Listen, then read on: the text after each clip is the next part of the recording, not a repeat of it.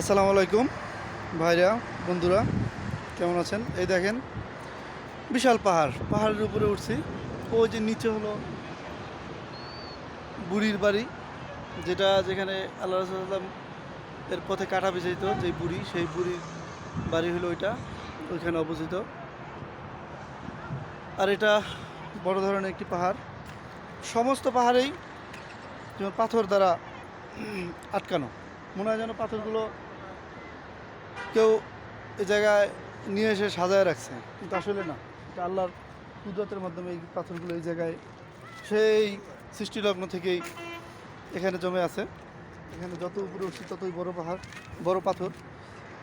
এই পাথরগুলো পড়েও না। ওই যে একটা পাথর দেখতে পাচ্ছেন, সামান্য একটুতে বাজানো, মনে হয় যেন পাথরটা পড়ে যাবে, কিন্তু আসলে না, অনেক উঁচু, এই পর্যন্তই ওঠা যায়, আসলে এর উপরে আর ওঠা যায় না। এখানেই সেই রাস্তা, সেই ভূমিষ্ঠ পৃষ্ঠ থেকে হয়তো 300 থেকে 400 ফিট উপরে হবে। এই জায়গাটা ওঠার কোনো সিঁড়ি নাই, এটা সম্পূর্ণ প্রাকৃতিকভাবে উঠতে হয়।